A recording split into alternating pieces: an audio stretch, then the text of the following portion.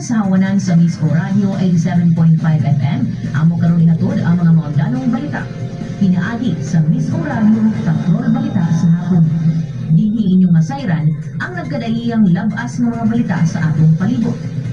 Miss O Radio Patrol Balita sa hapon. Ug karon ang inyong mga tigbalita.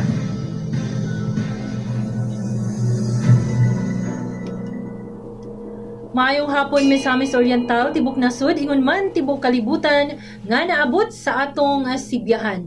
Adlong Lunes karon, Abril 6, tuig 2026. Nagapaminaw kamo sa Miss O Radio 87.5 News FM, kiniyuntig balita Miss Or Step Berganio. Alang sa Miss O Radio, Patrol Balita sa hapon. Kiniyaman ang unang balita karong orasa. Sa balita sa paugnat sa kusog. Gilas Women nakakuha og silver medal sa FIBA 3x3 Asia Cup og Jimwell Pacquiao nakuha ang unang pro win pinaagi sa stoppage. Sa celebrity balita. CJ Opiaza nang hinaot nga mabalik ang iyang Instagram page og Mr. World Philippines 2026 nagbukas sa pultahan sa mga walk-in applicants. Alang sa balita sa negosyo. BOC or BOC nila pa sa target collection sa bulan sa Marso, kapin 84 billion pesos na kolekta.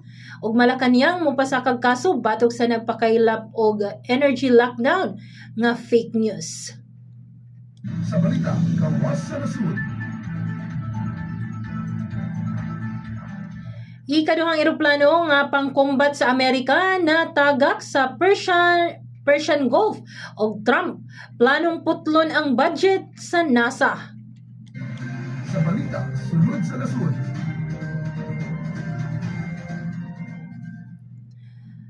Lacson nagpasidaan batok sa ubos buhis o pagdakop sa upat ka pulis nga nalambigit sa pagpamusil gimando sa PNP.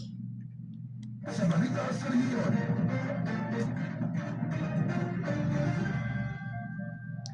Cash relief sa mga tricycle drivers sa Northern Mindanao. Itunol sa DSWD o diskwento ipatuman sa iligan sa mga senior o PWDs. Dugang balita sa rehiyon, 32 ka PWD sa Lanao del Norte nakadawat og libreng wheelchair o paghandom sa Semana Santa 2026 sa Northern Mindanao, malinawon nga natapos. Alang sa balitang lokal. Opisina sa CDO City Hall, usbon ang oras operasyon karong simanaha. Dugang balitang lokal, Mayor Hardin mapasalamaton sa mga proyektong gibubo ni DS Imanos sa Hasaan. Og LGU hinguog mi anunsyo sa schedule sa trabaho alayon sa holiday. Dugang balitang lokal, ikaduhang hugna sa water interruption sa CDO, masinati og bag-ong fair metrics sa magsaysay Miss Or, gipatuman. Sa pulis balita. Balor 3 milyones ka pesos nga mineral ores nasakmit sa Miss Or. Driver sikop og morpo nag-inspeksyon sa police deployment ni atong Holy Week. Dugang balitang pulis, 32.7 million pesos nga smuggled nga sigarilyo na sakmit sa Miss Or. At ang mga detalye niini sa atong pagbalik human sa pahinumdum.